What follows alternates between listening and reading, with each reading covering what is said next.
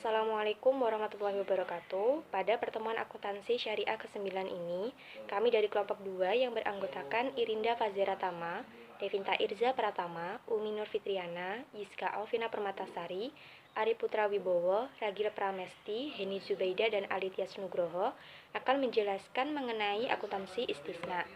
Yang pertama, saya Umi Nur Fitriana akan menjelaskan mengenai apa itu pengertian dari akad istisna. Jadi, akad istisna adalah akad jual beli dalam bentuk pemesanan pembuatan barang tertentu dengan kriteria dan persyaratan tertentu yang disepakati antara si pemesan atau yang disebut sebagai mustasni dan si penjual yang disebut sebagai sani.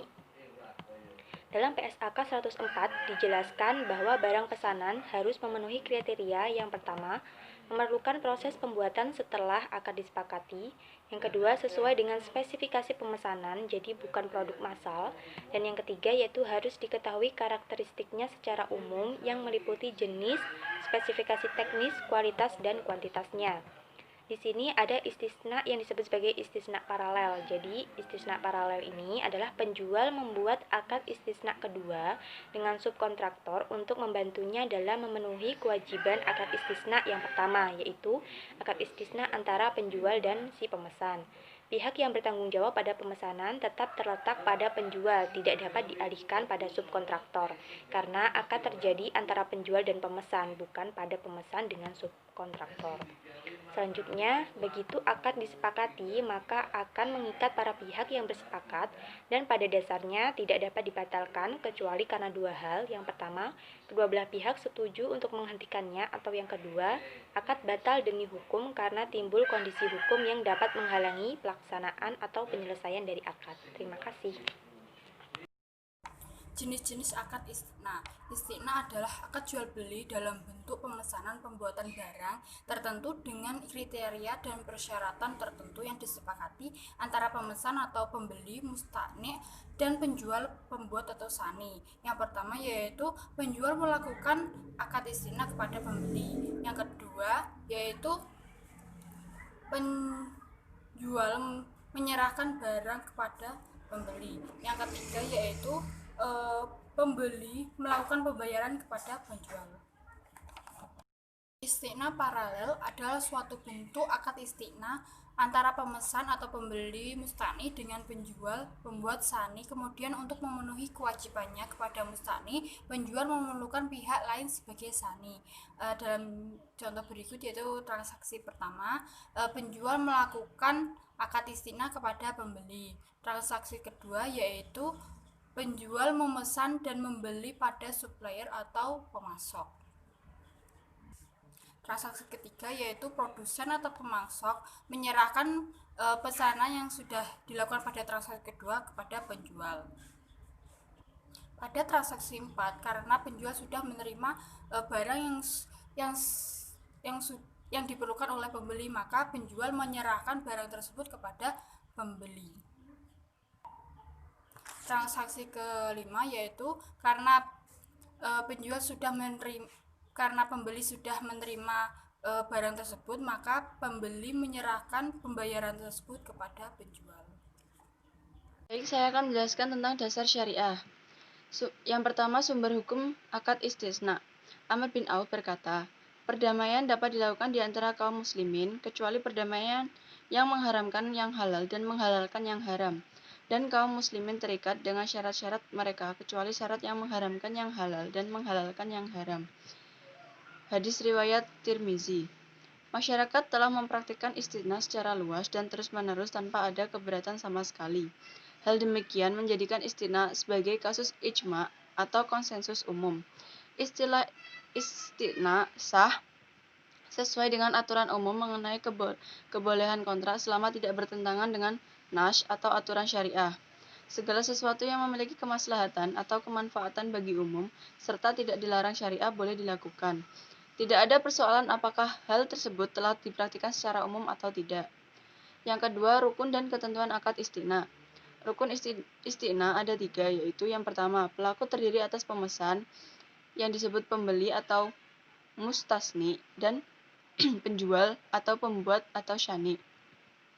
Yang kedua, objek akad berupa barang yang akan diserahkan dengan model istiqna yang berbentuk harga. Yang ketiga, ijab kabul atau serah terima. Selanjutnya, ketentuan syariah akad istiqna yaitu yang pertama, pelaku harus cakap, hukum, dan balik.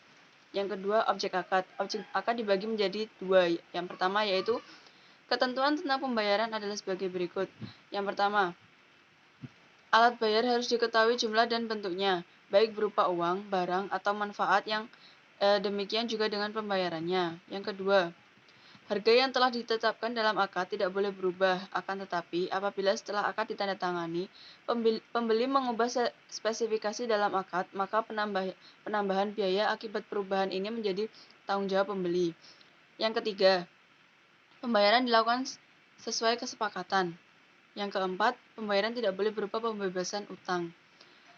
Ketentuan tentang barang adalah sebagai berikut.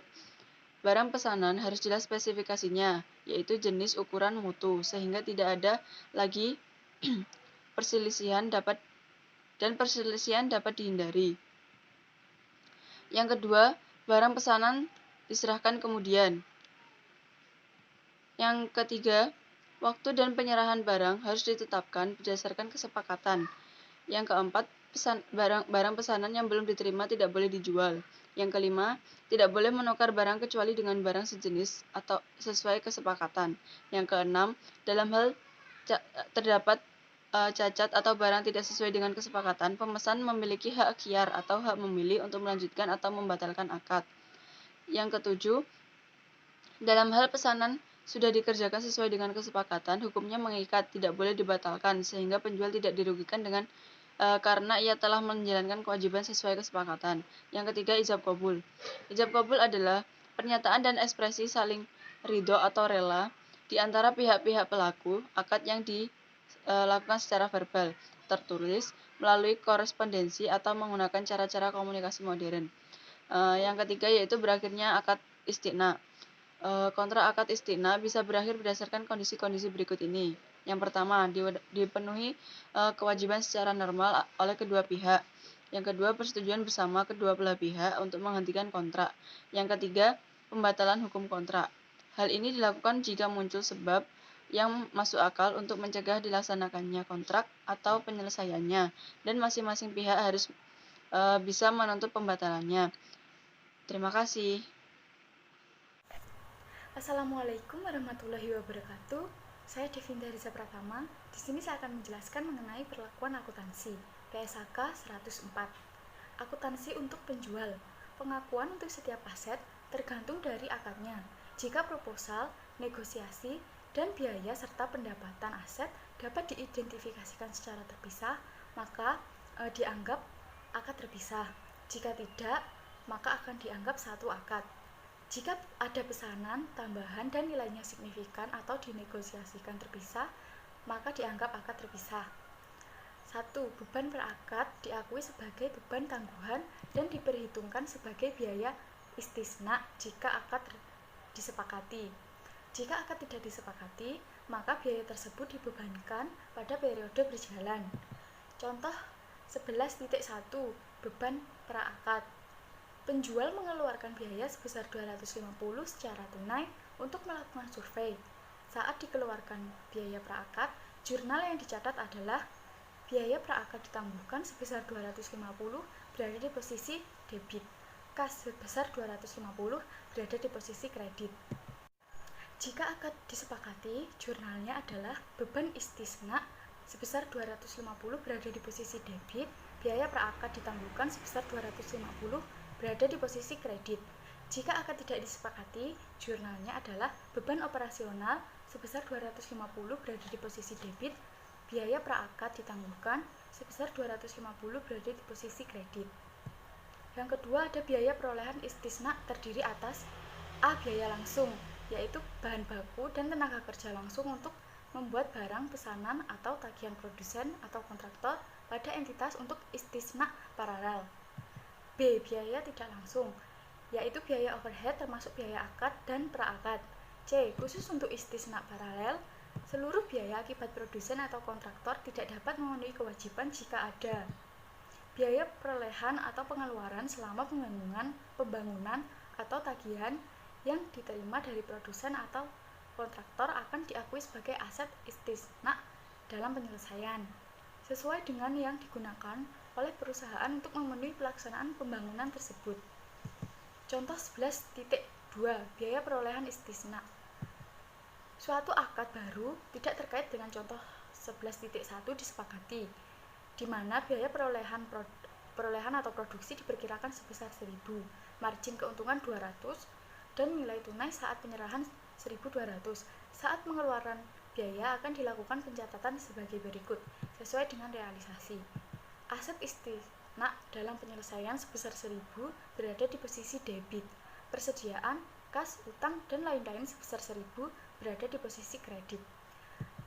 3. Pengakuan pendapatan dapat diakui dengan dua metode sebagai berikut.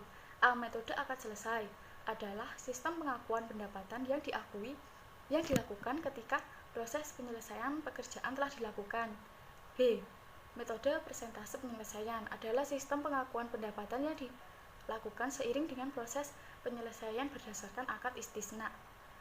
Nah, dari kedua metode ini PSAK 104 menyarankan menggunakan metode persentase penyelesaian, kecuali jika estimasi persentase penyelesaian akad dan biaya penyelesaian tidak dapat ditentukan secara rasional, maka digunakan metode akad selesai. Yang keempat, dalam metode akad selesai tidak ada pengakuan pendapatan, harga pokok, dan keuntungan sampai pekerjaan telah dilakukan. Pendapatan diakui pada periode di mana pekerjaan telah selesai dilakukan. Contoh 11.3 pengakuan pendapatan istisna akad selesai. Berdasarkan ilustrasi contoh 11.2, jurnal yang dibuat untuk pengakuan pendapatan dan beban saat proses pembangunan selesai adalah aset istisna dalam penyelesaian sebesar 200 berada di posisi debit, beban istisna sebesar 1.000 berada di posisi debit, pendapatan istisna sebesar 1.200 berada di posisi kredit. 5. Dalam metode persentase penyelesaian, pengakuan pendapatan diukur sebagai bagian nilai akad yang sebanding dengan pekerjaan yang telah diselesaikan. Pendapatan diakui sebagai pendapatan istisna pada periode yang bersangkutan. A. Pendapatan diakui berdasarkan persentase akad yang telah diselesaikan, biasanya menggunakan estimasi. Nah, estimasi dilakukan antara lain dengan menggunakan dasar persentase pengeluaran biaya, yaitu membandingkan dengan total biaya. Selanjutnya, persentase tersebut dikalikan dengan nilai akad. B. Margin keuntungan juga diakui berdasarkan cara yang sama dengan pendapatan. Persentase penyelesaian sama dengan biaya yang telah dikeluarkan dibagi total biaya. Pengakuan pendapatan sama dengan persentase penyelesaian kali nilai akad. Pengakuan margin sama dengan persentase penyelesaian kali nilai margin. Nilai margin sama dengan nilai akad kurangi biaya total. Untuk pengakuan pendapatan di tahun-tahun berikutnya, jika proses pembangunannya lebih dari 1 tahun, maka pendapatan tahun berjalan sama dengan pendapatan diakui sampai dengan saat ini kurangi pendapatan yang telah diakui. Contoh 11.4 perhitungan margin persentase penyelesaian. Menggunakan kasus yang sama dengan metode akad selesai. Diasumsikan bahwa selama progres penyelesaian, jumlah biaya yang dikeluarkan pada periode pertama adalah 400 dan periode kedua adalah 600, sehingga total pengeluaran sesuai dengan yang direncanakan. Perhitungan persentase penyelesaian periode pertama. Persentase penyelesaian 400 dibagi 100 sama dengan 40%. Pengakuan pendapatan 40% kali 1.200 sama dengan 480. Pengakuan margin 40% kali 1.200 kurangi 1.000 sama dengan 80. Perhitungan persentase penyelesaian periode kedua. Persentase penyelesaian 1.000 bagi 1.000 sama dengan 100%. Pada periode pertama telah diakui persentase penyelesaian sebanyak 40%, sehingga yang diselesaikan pada periode kedua adalah 60%. Pengakuan pendapatan sama dengan 100% kali 1.200 sama dengan 1.200. Pada periode pertama telah diakui pendapatan sebesar 480, sehingga pendapatan yang diakui pada periode kedua adalah 60% kali 1.200 sama dengan 720. Pengakuan marginnya 60% kali 200 sama dengan 120. Yang keenam, dalam metode presentase penyelesaian, bagian margin keuntungan istanak yang diakui selama periode pelaporan ditambahkan pada aset istanak dalam penyelesaian. Contoh pengakuan dari pendapat istanak metode presentasi penyelesaian untuk tahun pertama ini di jurnal seperti aset istanak dalam penyelesaian atau sebesar margin keuntungan di debit 80 dan beban istanak sebesar biaya yang telah dikeluarkan di debit 400 dan pendapatan istanak atau sebesar pendapatan yang harus diakui pada periode berjalan di kredit 480. Yang ketujuh, untuk metode presentase harga pokok istanak diakui sebesar biaya istanak yang telah dikeluarkan sampai periode tersebut. Contohnya pengakuan pendapatan istanak metode presentase penyelesaian tahun kedua di jurnal seperti aset istanak dalam penyelesaian atau sebesar margin keuntungan di debit 120 dan beban istanak atau sebesar biaya yang telah dikeluarkan sebesar 600 di debit. Yang selanjutnya adalah pendapatan istanak sebesar pendapatan yang harus diakui pada periode berjalan di kredit sebesar 720. Yang ke-8, jika besar kemungkinan bahwa total biaya peroleh istanak akan melebihi pendapat istanak, maka taksiran kerugiannya harus segera diakui. Contohnya pengakuan kerugian. Jika di jurnal, maka beban istanak sebesar 1.250 debit dan aset istanak dalam penyelesaian kerugian dikredit 50 dan beban istanaknya 1.200 dikredit. Yang ke-9, pada saat penagihan baik metode presentasi penyelesaian maupun akad selesai akan menggunakan akun termin istanak. Akun tersebut akan disajikan sebagai akun pengurang dari aset istanak dalam penyelesaiannya. Contohnya penerimaan tagihan. Contoh dilakukan penagihan sebesar penyelesaian pada periode pertama 40% dikalikan 1.200 sama dengan 480 jika di jurnal piutang istanak atau sebesar nilai tunai di debit 480 dan termin istanaknya kredit 480. Yang ke-10, pada saat penerimaan tagihan. Contohnya penerimaan tagihan setelah ditagih kemudian pembeli membayar 450 dan jika di jurnal kas sebesar uang yang diterima 480 dikredit dan piutang istanak dikredit 480. Untuk poin yang disajikan dalam laporan keuangan itu ada dua. Yang pertama, piutang istanak berasal dari transaksi istanak sebesar jumlah yang belum dilunasi oleh pembeli akhir. Yang kedua adalah termin istanak berasal dari transaksi istanak sebesar jumlah tagihan termin penjual kepada pembeli akhir. Selanjutnya poin 12, pengungkapan. Penjual mengungkapkan transaksi istisna berikut ini dalam laporan keuangan, tetapi tidak terbatas pada A. Metode akuntansi yang digunakan dalam pengukuran pendapatan kontrak istisna. B. Metode yang digunakan dalam penentuan presentasi penyelesaian kontrak yang sedang berjalan. C. Rincian piutang istisna berdasarkan jumlah, jangka waktu, dan kualitas piutang. D. Pengungkapan yang diperlukan sesuai PSAK 101 tentang penyajian laporan keuangan syariah. Jika akad istisna dilakukan dengan pembayaran tangguh, maka pengakuan pendapatan dibagi menjadi dua bagian sebagai berikut.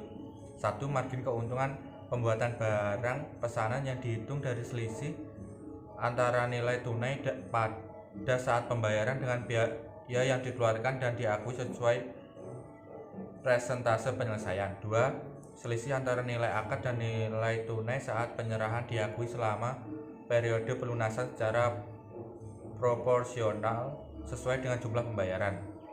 Walau ada dua bagian tersebut, hanya ada satu harga yang ditetapkan dalam akad atau nilai akad.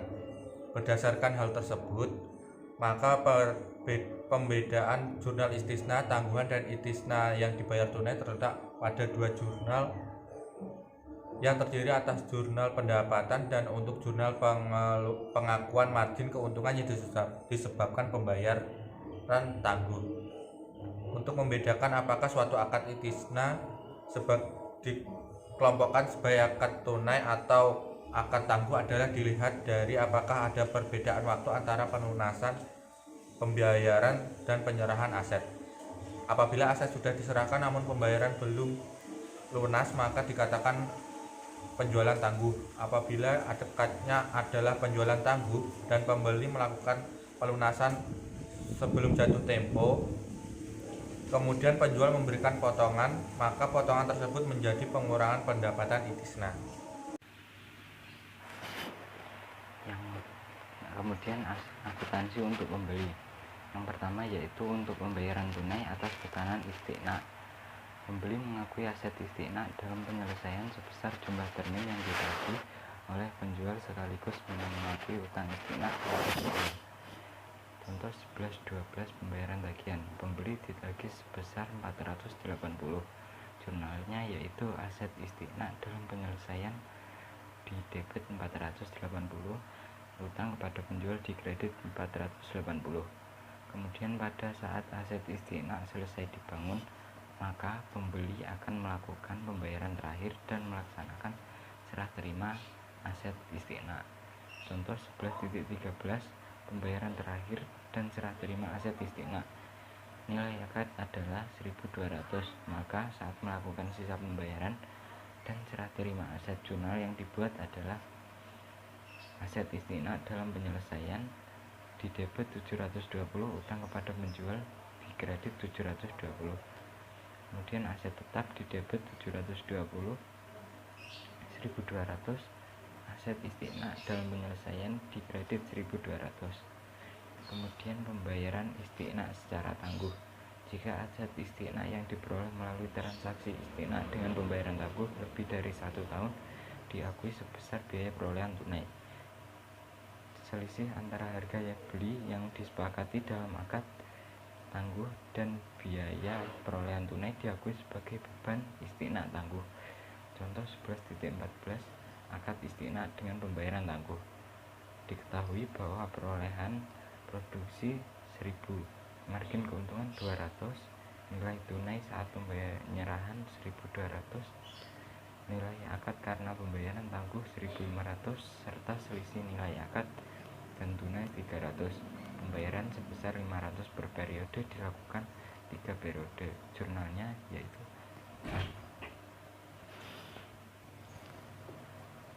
aset debit 1.200, beban istiqna tangguh di debit 300, utang kepada penjual di kredit 1.500. Kemudian beban istiqna tangguh diamortisasi secara proporsional sesuai dengan porsi pelunasan utang istiqna pada saat pembayaran utang. Contoh 11.15 pembayaran angsuran. Jurnalnya yaitu utang kepada penjual di debit 500, kas di kredit 500. Beban istiqna di debit 100, beban istiqna tangguh di kredit 100. Kemudian yang ketiga, jika pembeli menolak menerima barang pesanan karena tidak sesuai dengan spesifikasi dan belum memperoleh kembali seluruh jumlah uang yang telah dibayar, maka jumlah yang belum diperoleh pembeli diakui sebagai piutang jatuh tempo pada penjual, dan jika diperlukan dibentuk penyisihan kerugian utang. Contoh 11.6 penolakan aset. Setelah periode pertama senilai 480 dilaksanakan, ternyata ditolak oleh pembeli, maka jurnalnya yaitu piutang jatuh tempo kepada penjual di debit 480, aset istiqna dalam penyelesaian di kredit 480. Kemudian yang keempat, jika pembeli menerima barang pesanan yang tidak sesuai dengan spesifikasi, maka pesanan tersebut diukur dengan nilai yang lebih rendah antara nilai wajar dan biaya perolehan. Selisih yang terjadi diakui sebagai kerugian pada periode berjalan. Contoh 11.17 penerimaan aset yang tidak sesuai akad. Nilai akad sebesar 1.200 dan nilai wajar diasumsikan hanya 1.050. Jurnalnya yaitu aset tetap di debit 1.050, kerugian di debit 150. Kemudian aset istiqna dalam penyelesaian di kredit 1.200, Kemudian yang kelima, penyajian pembelian menyajikan dalam laporan keuangan hal-hal sebagai berikut. Yang pertama, utang istiqna sebesar bagian dari produsen atau kontraktor yang belum dilunasi. Yang kedua, aset istiqna dalam penyelesaian sebesar persentase penyelesaian dari nilai kontrak penjualan kepada pembeli akhir jika istiqna paralel, atau kapitalisasi biaya perolehan jika istiqna biasa. Contoh 11.18 penyajian. Jika akad istiqna memiliki nilai kontrak sebesar 1.200, biaya perolehan sebesar 1.000 dan tingkat penyelesaian 40%, maka penyajian pada laporan posisi keuangan adalah aset istiqna dalam penyelesaian 480, utang istiqna 480. Kemudian yang keenam, pengungkapan pembeli mengungkapkan transaksi istiqna dalam laporan keuangan tetapi tidak terbatas pada yang pertama, rincian utang istiqna berdasarkan jumlah dana dan jangka waktu. Yang kedua, pengungkapan yang diperlukan sesuai PSAK 101 tentang penyajian laporan keuangan syariah. Baik, selanjutnya saya akan melanjutkan presentasi kita kali ini mengenai akuntansi terkait dengan garansi. Sebagai jaminan atas kualitas pesanan, maka penjual akan membuat bank garansi dalam persentase tertentu atas nilai proyek. Jadi sebagai contoh, misalnya terjadi transaksi jual beli, kemudian terdapat kesalahan atau kelalaian dari penjualnya, seperti misalkan kesalahan barang, kecacatan barang, atau kesalahan pesanan dan sebagainya yang mengakibatkan pembelinya merasa rugi, maka dalam hal inilah penjual akan memberikan garansi kepada pembeli tersebut. Demikian penjelasan saya terkait dengan akuntansi terkait dengan garansi, dan demikian pula kita tutup presentasi kita kali ini. Wassalamualaikum warahmatullahi wabarakatuh.